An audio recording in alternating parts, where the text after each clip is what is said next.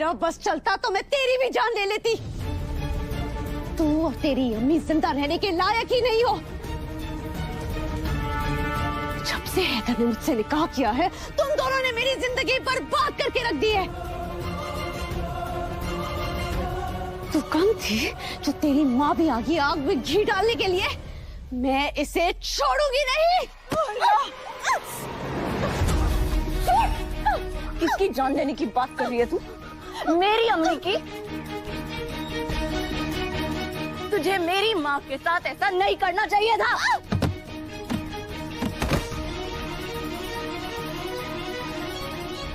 क्या हुआ?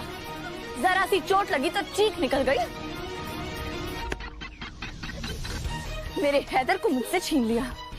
मेरी माँ जैसी सास को मेरे खिलाफ कर दिया।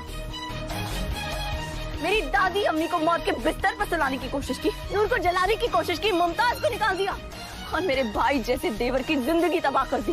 सबको मुझसे छीन लिया। अब मेरी माँ ही तो है मेरे साथ, उन्हें भी छीनने की कोशिश की तूने। हाँ, जो भी मेरे खिलाफ जाएगा मैं सबको मार दूंगी, समझी? जाने दे, ये पागल है। इसे छोड़ दे। देख रही है क्या बोल रही है ये?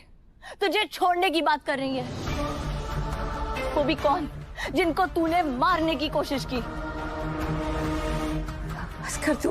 पर तू इन बातों को क्या समझेगी, क्योंकि तूने तो कभी मोहब्बत की ही नहीं। तूने किया है तो सिर्फ समझौते और साजिशें। अगर तेरा घर होता, तेरी माँ होती, तब तू समझती रिश्ते क्या होते हैं।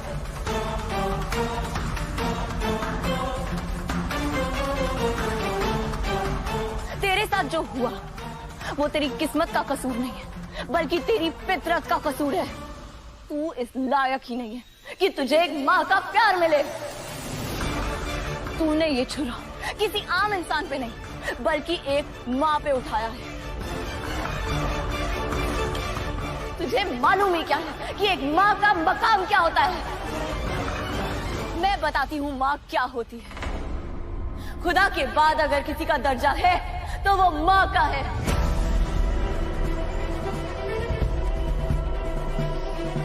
रूह खुदा की दी हुई होती है, मगर जिस्म माँ का दिया हुआ होता है। अरे माँ वो होती है जो 9 महीने बच्चे को अपने पेट में रखती है, उसके बाद पैदा करके दूध पिलाती है, सुख दुख में हमारी ढाल बनती है, सारी उम्र हमारी सलामती की दुआ करती है। वो होती है माँ।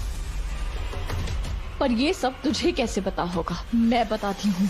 एक माँ ही है जिसका प्यार, जिसका नाता दुनिया के हर रिश्ते से 9 महीने ज्यादा होता है। जिन्होंने गम दिया वो मेरे अपने हैं। उनसे हिसाब बाद में करूंगी। फिलहाल दुश्मन से सामना करने का वक्त है। वो दुश्मन जो मेरे घर में, मेरे दरवाजे से मेरी गृहस्थी में घुस आई। पहले मैं उससे निपटूंगी, उसके बाद अम्मी से बात करनी है और फिर हैदर से सवाल करने। आज तेरे अब्बू यहाँ होते ना तो उनका सर फक्र से ऊंचा हो जाता ये जानकर कि उन्होंने तेरी जैसी बेटी को पैदा किया है। तो सच में नेमत है इस घर के लिए। तुझ पे जितना नाज किया जाए उतना कम है। अल्लाह तुझे तेरी कोशिशों में कामयाब करे और तुझे तेरी सारी खुशियां वापस लौटा दे। मैं तेरे लिए यही दुआ करूंगा। शुक्रिया अब्बू जी। आपसे एक गुजारिश करनी थी। कैसी गुजारिश बेटा? जाने से पहले आप एक बार अम्मी और रूहान की अम्मी से जरूर मिल लीजिएगा, वरना उनका दिल टूट जाएगा। बेटा मैं जानता हूँ तेरा दिल बहुत बड़ा है, तू अपने दुश्मनों को माफ कर सकती है, मगर मेरा दिल इतना बड़ा नहीं। जिन दोनों की वजह से इस घर की खुशियों में आग लग गई, तेरी जिंदगी बर्बाद हो गई, तू मुझे उनसे मिलने के लिए कह रही है? मुझे नेक काम पे जाने से पहले उन दोनों मनुष्यों की शक्ल नहीं देखनी।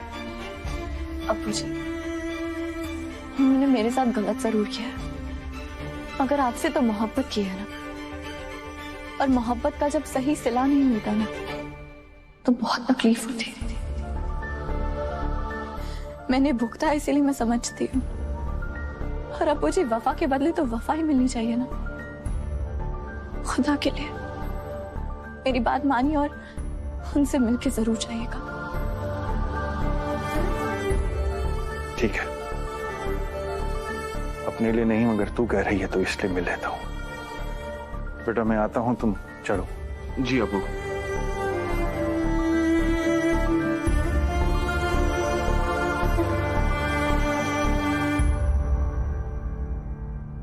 ये क्या है दुआ? गजल ने मुझे जान से मारने की कोशिश की, तुमने मुझे राहत भाईजान को बताने क्यों नहीं दिया? अम्मी समझने की कोशिश कीजिए। अब्बू जी सफर पे जा रहे हैं और अगर इतनी बड़ी बात मैं उन्हें बता देती तो वो उमरा पे जाने का नेक इरादा बदल देते। और गजल के लिए तो मैं अकेली काफी हूँ। पहला जख्म तो मैं उसे दे चुकी हूँ, उसके भरने से पहले ही उसे उसका दूसरा ख्वाब भी मिल जाएगा। गजल इंसान नहीं भेड़िया है, और जख्मी भेड़िया और भी ज्यादा खतरनाक होता है। दुआ वो कुछ भी कर सकती है, तुम उसकी हद तक नहीं गिर सकती, पर वो तो किसी भी हद तक गिर सकती है ना। मैं जानती हूँ अम्मी, हैदर और मेरे रिश्ते पर वो पहले ही वार कट चुकी है।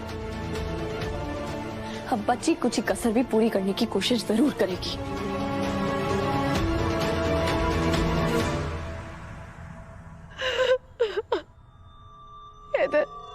हैदर मेरा गुनाह क्या है? यही कि मैंने तुमसे निकाह किया।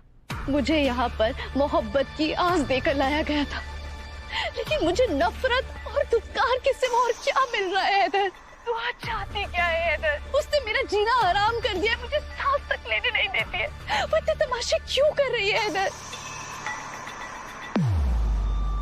हैदर, हैदर आप सुन रहे हैं ना मैं क्या बोल रही हूँ? बहुत दिन से शोरूम बंद था। क्या? मैंने कहा बहुत दिन से शोरूम बंद था और बहुत काम पड़ा है। दिमाग पे इतना दबाव है कि बर्दाश्त के बाहर होते जा रहा है। मेरी मुश्किलें और मत बढ़ा, चुप हो जाओ। लेकिन हैदर मैंने कहा चुप हो जाओ। घर के मसले घर में ही हल होंगे।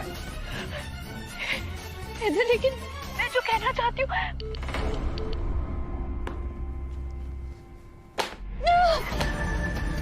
दुआ के आंसू पोंछने के लिए तो तुम्हारे पास बराबर वक्त रहता है ना हैदर, लेकिन मेरे दुख सुनने के लिए तुम्हारे पास वक्त नहीं है ना।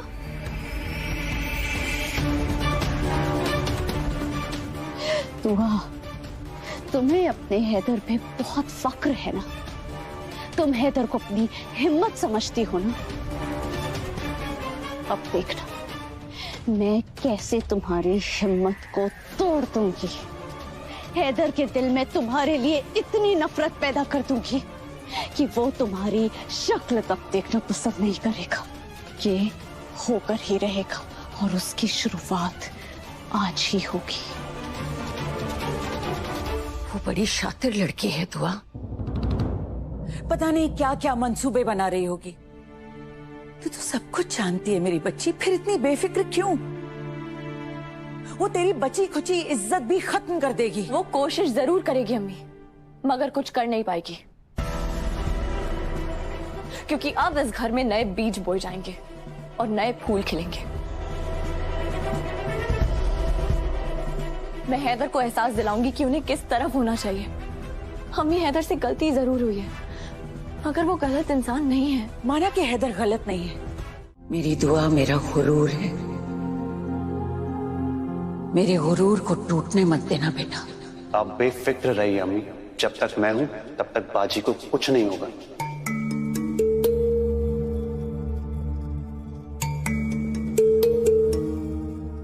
तेरी जिद की वजह से मैंने तुझे यहाँ से ले जाने का इरादा तो बदल दिया है दुआ, मगर मेरा दिल बहुत बेचैन है। आप फिक्र मत कीजिए अम्मी, अब वो गजल मेरा सामना नहीं कर पाएगी। आप बिल्कुल मत डरिए।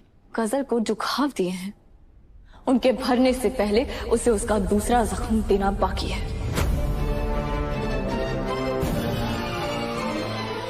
अपना हौसला हमेशा बुलंद रखना, मगर एक बात याद रखना, दुश्मन को कभी भी तुम समझने की गलती मत करना। मैं जानती हूँ अम्मी कि वो गजल कितनी शातिर है।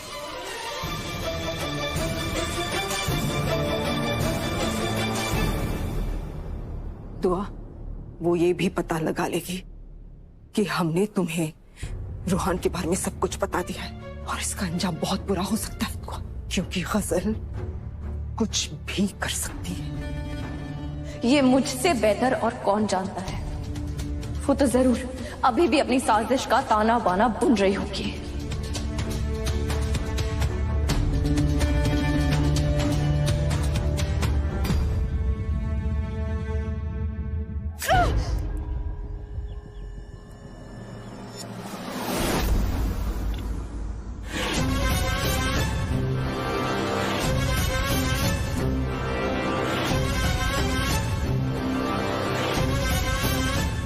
तेरा एक घाव भरेगा नहीं, उससे पहले मैं तुझे तेरा दूसरा जख्म दे दूंगी। तुम मुझे क्या नए सपने दोगी दुआ?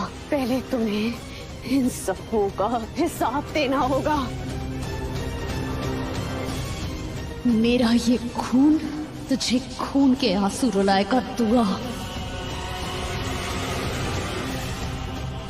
आज हैदर तेरी जुदाई में रो रो के बेहाल हो रहा है ना, एक दिन वो तुझसे दूर जाने के लिए ना रोया तो मेरा नाम भी गजल हैदर अख्तर नहीं।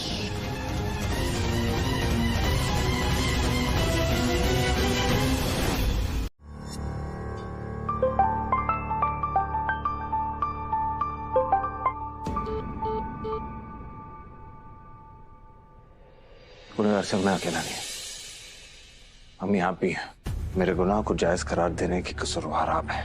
मैं शौहर होने का रिश्ता नहीं निभा पाया, लेकिन माँ होने का फर्ज भी आप अदा नहीं कर पाए। दुआ के मुजरिम हम दोनों हैं अम्मी, हम दोनों। तुम्हारे अब्बू उम्राह के लिए निकलने वाले हैं बेटा, एक बार आके उनसे मिल लो।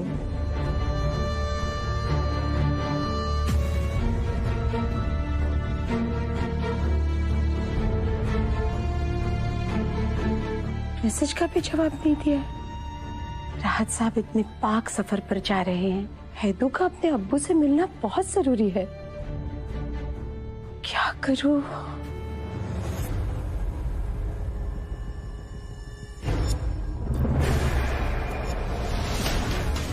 मेरा ये दर्द, मेरा ये खून जाया नहीं जाएगा हैदर। तुम खुद को दुआ का गुनहगार समझते हो ना, अब तुम खुद को मेरा कसूरवार समझोगे। मेरा ये दर्द देखकर तुम्हें मेरा होने से कोई नहीं रोक सकता। मेरे साथ जो होने वाला है उसका अफसोस तुम्हें मेरा होने पर मजबूर कर देगा हैदर। मेरी मोहब्बत तो तुम्हें मेरे करीब नहीं ला सकी, लेकिन अब मेरा ये दर्द तुम्हें मेरी तरफ खींच लाएगा।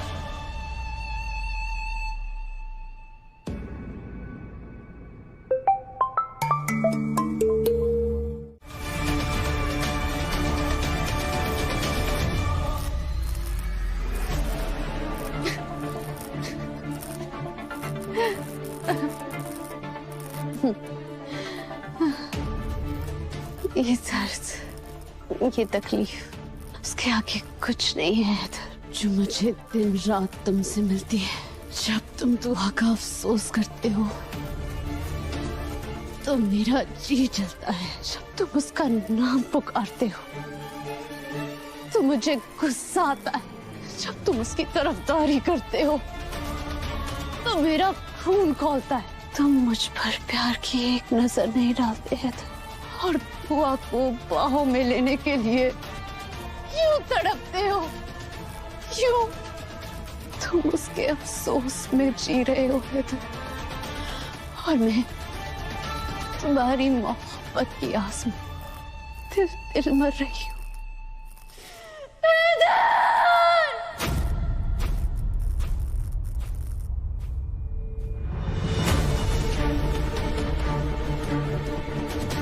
हैदर, तुम मेरे हो हैदर।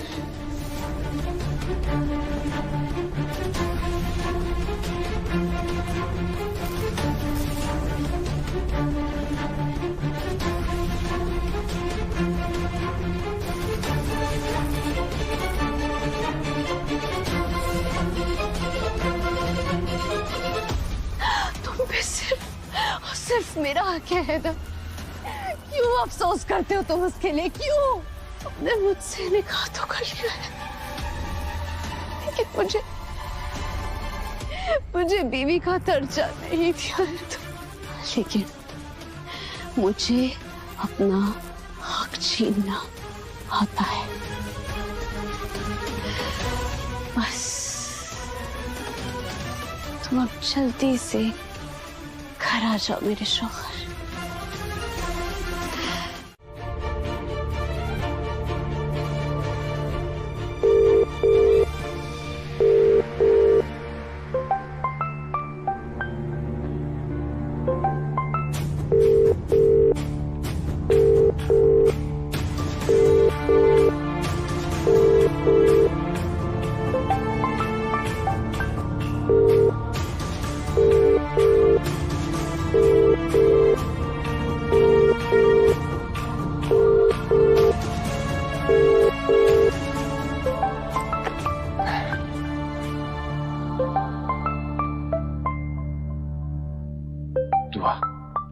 दुआ, खुदा का शुक्र है तुमने मुझे फोन कर दिया।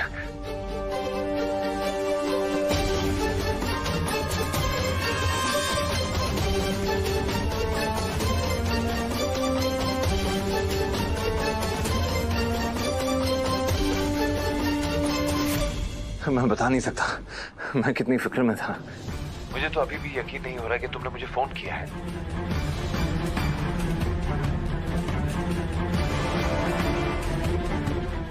मैं जानता हूँ दुआ, मैंने जो तुम्हारे साथ किया है उसके लिए मैं जितनी बार भी तुमसे माफी मांगू उतना कम है। पर प्लीज दुआ, अगर हो सके तो मुझे माफ जरूर कर देना।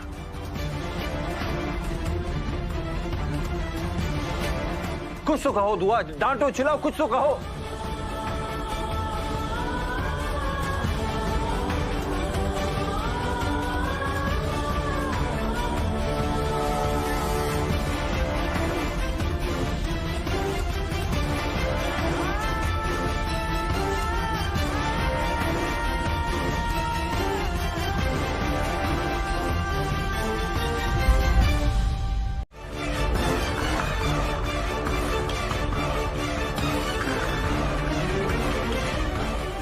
खुदा का कहर टूटेगा तुम पर।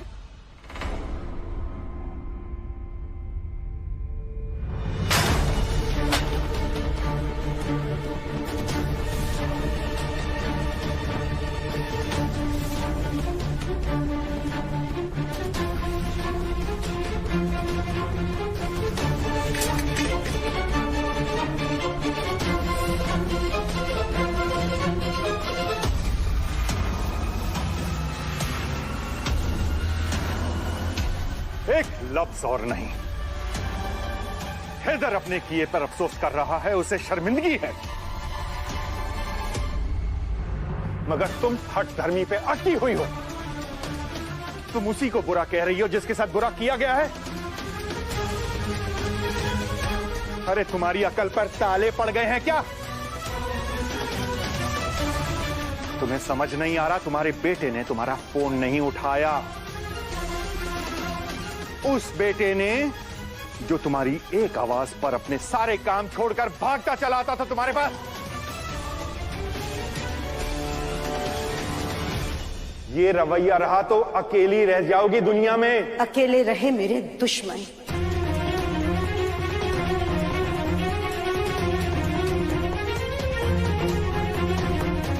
अल्लाह की बारगाह में जा रहे हैं आप, उम्रा के लिए निकल रहे हैं और मुझे बद्दुआएं दे रहे हैं। शर्म आनी चाहिए आपको।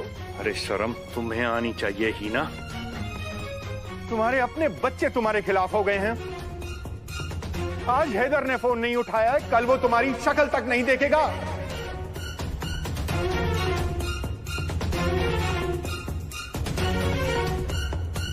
अरे तुम्हें शर्मिंदा होना चाहिए, मगर शर्मिंदगी की बजाय तुम तो इसे कोस रही हो। समझदारी वो होती है कि अगर सामने खाई हो तो इंसान 2 कदम पीछे खींच लेता है। बस खुदा के लिए बस कीजिए, आप बस कीजिए। आपकी इस चहीती बहू की तरफदारी करना बंद कीजिए राज साहब। तरफदारी? तुम्हारे बेटे ने गलत किया, तुमने उसके ऊपर पर्दा डाला, उसकी हिमायत की। ये होती है तरफदारी। अल्लाह से डरो ही ना, कहीं ऐसा ना हो एक बेगुनाह को सताने के गुनाह में अल्लाह का अजाब तुम पे नाजिल हो जाए।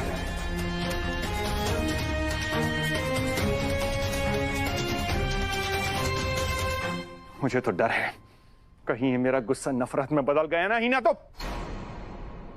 तुमसे बात नहीं करूंगा, मर जाओगी मगर तुम्हारी शक्ल तक नहीं देखूंगा। इतनी दूर हूं, बिना मुझे मिले जाने वाले थे, कम से कम एक फोन कर देते आप। खैर कोई बात नहीं, सही सलामत जाइए और खैरियत से वापस आइए। और हो सके तो अल्लाह ताला से दरखास्त करना कि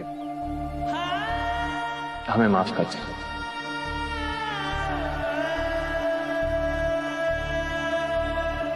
I'll miss you.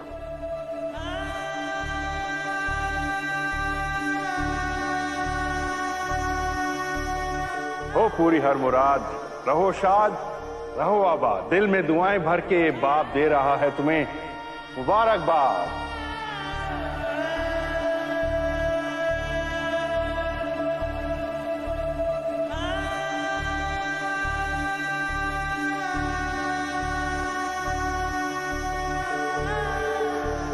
मैं जानता हूँ मुझसे बात नहीं करना चाहते, शायद आपकी वजह भी जायज है, आखिर मैंने भी तो बचपन में आपसे ना बात करने की गुस्ताखी जो की है।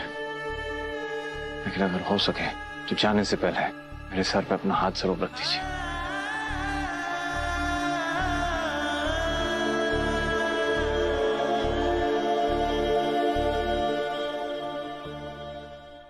रवि, हमें देर हो रही है, चलो।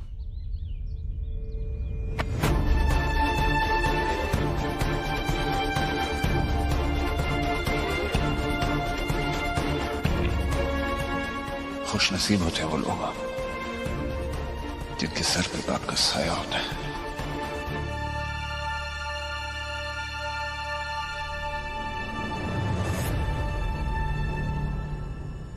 इस सर पे हाथ रखे बगैर हम कैसे जा सकते हैं? मैं आपको नहीं जाने दूंगा, नहीं जाने दूंगा।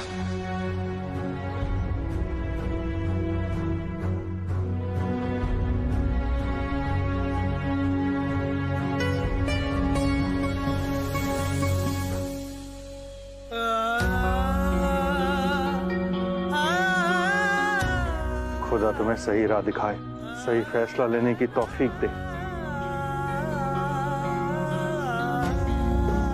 चलो जल्दी। आप ही बता दीजिए मुझे कब हंसना है कब रोना है। कोफ्त होने लगी है मुझे आप लोगों से।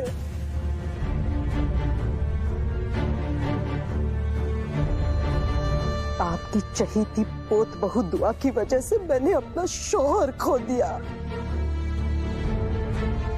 बेटे को खो दिया, सब मेरे खिलाफ हो गए। राहत साहब ने सबके सामने मेरी कम बेइज्जती की थी। जो अब आप करना चाहती है, मुझे नसीहतें दे रही है, अपनी चहीती दुआ को दीजिए ना, समझाइए उसे, चली जाए अपनी अम्मी के साथ इस घर से।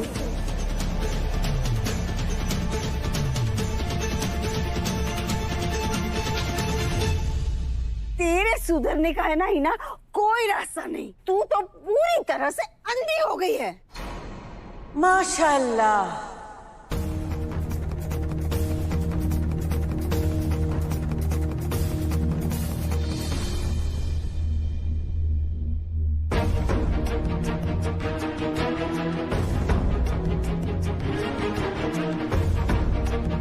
मेरी बेटी की आंखों में आंसू देखकर खुश होने वाली आज खुद रो रही है। इसे कहते हैं जैसी करनी वैसी भरनी। जब से यहां आई हूं ना, तमाशा देख देख के जी उकता गया है। अब लगता है आराम करने की थोड़ी जरूरत है, इसीलिए इस रोज के हंगामे से दूर जा रही हूं।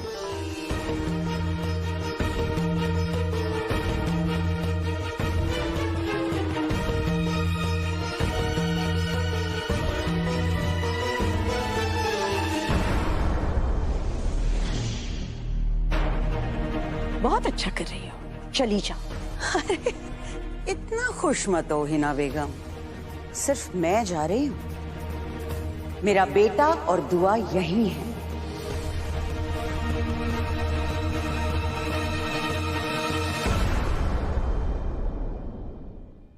आज तुमने भी शौहर का दुख देख ही लिया।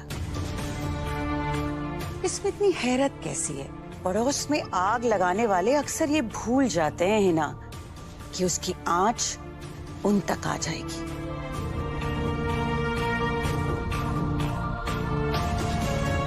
खैर, जाने से पहले तुम्हें एक मशवरा देना चाहती हूँ।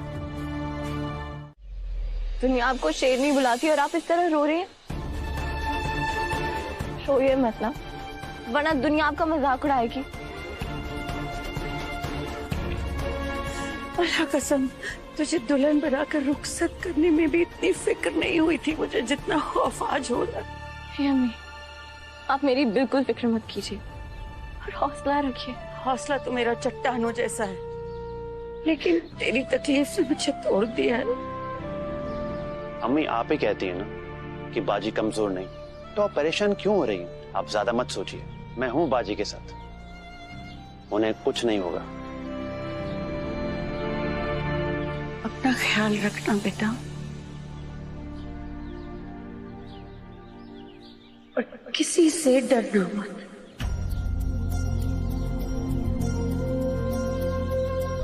एक गजल क्या 10 गजल भी आ जाए ना तो तू हिम्मत मत हारना।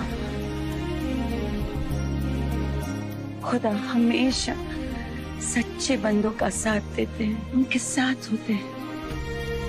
तेरी जीत होगी हमेशा, बस अपना ख्याल रखना।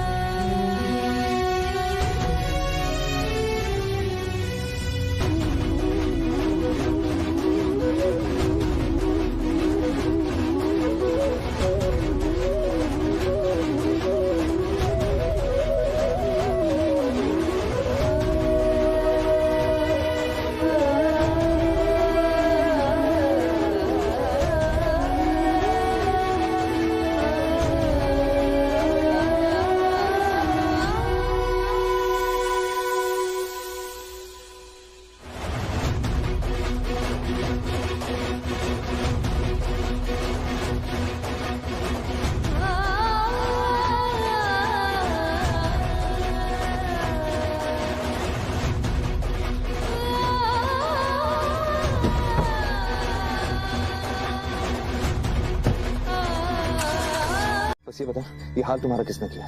बोलो। हैदर, वो शख्स जो भी है, तुम उसे सजा देना तो दो, तुम उसे गुस्से से देख भी नहीं पाओगे। मैं जानती हूँ, मैं नहीं बताऊंगी हैदर, मुझे मर जाने दो हैदर। मेरा यकीन मानो, मैं अपना फर्ज बखूबी निभाना जानता हूँ, समझी तुम? बस ये बताओ, ये हाल तुम्हारा किसने किया है? मैं तुमसे वादा करता हूँ, मैं उसे छोड़ूंगा नहीं। बोलो, मैंने कहा ना, बोलो बोलो। दुआ ने की है मेरी ये हालत।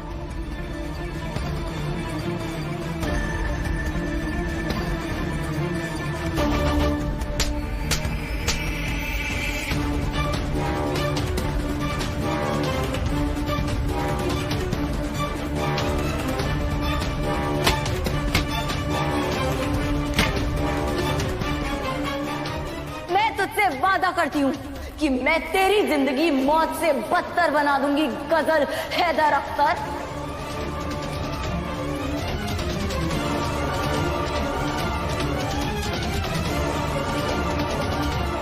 बस यही सब बताने के लिए मैंने तुम्हें फोन किया था हैदर।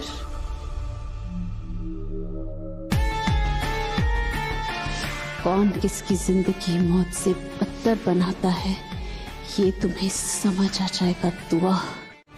जो मैंने गजल के साथ किया उसकी जिम्मेदार मैं खुद हूं।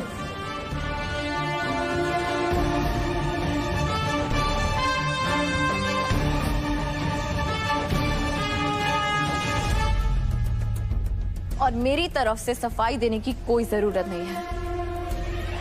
हैदर और हैदर की अम्मी को तो बिल्कुल भी नहीं।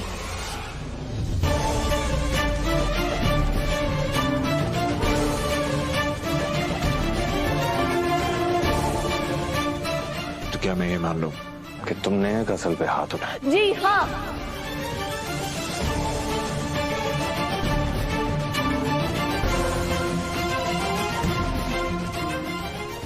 इस लड़की की शक्ल पे नक्शा मैंने ही बनाया है और मुझे इस बात पे जरा भी शर्मिंदगी नहीं है। अभी तो मैंने सिर्फ हाथ और छड़ी का इस्तेमाल किया है, अगली बार पुरानी रबड़ की चप्पल का इस्तेमाल करूंगी।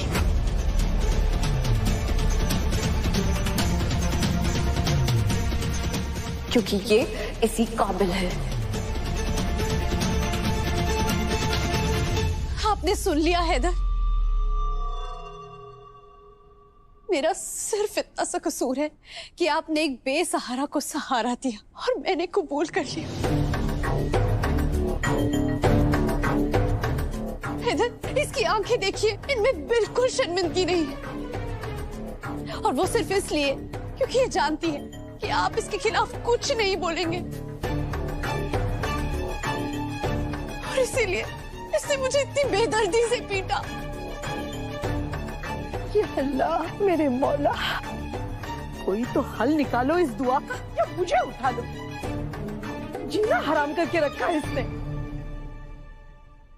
देखो दुआ, जो गुनाह तुम्हारे साथ हुआ है उसका जिम्मेदार मैं हूं, लेकिन गजल पे गुस्सा निकालने का तुम्हें कोई हक नहीं।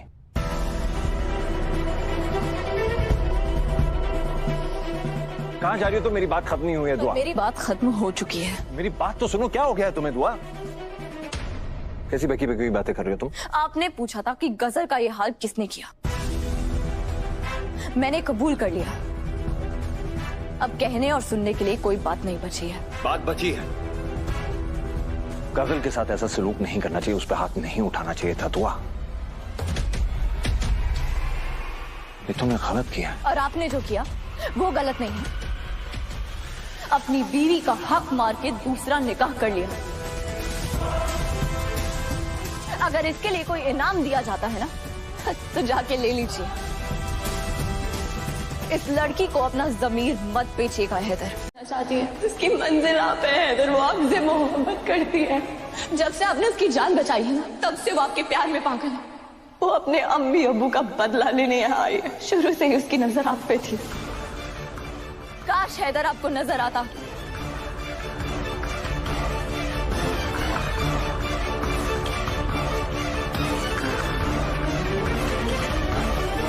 खैर, मेरी आपसे सारी शिकायतें अब मर चुकी हैं।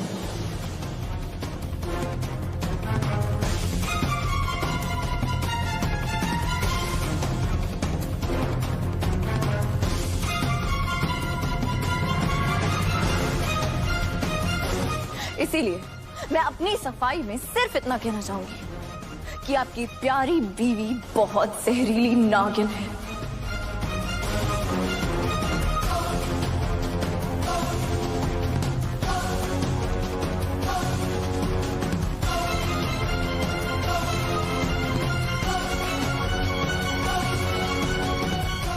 ये तो मुझे भी डसना चाहती थी, पर ये भूल रही है कि अब ये दुआ पत्थर की बन चुकी है और पत्थर पे जहर का कोई असर नहीं होता।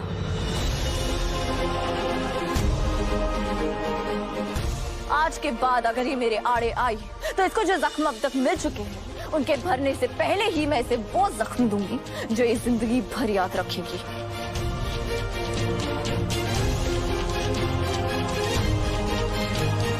और हैदर साहब, ये मेरी धमकी नहीं, ये मेरा वादा है।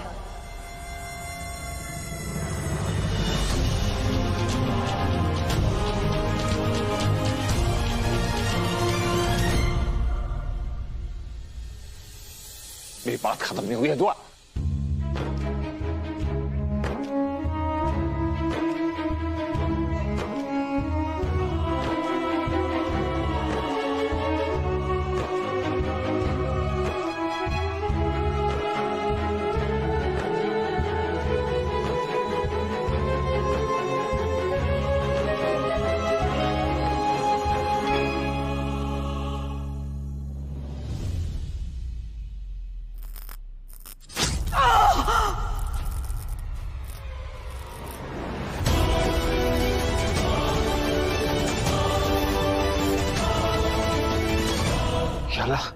पट्टी क्यों की हुई है तुमने?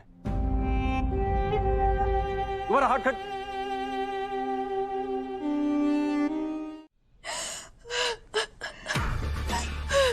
मत रो मेरी जान, मुझसे ये आंसू देखे नहीं जाते बेटा।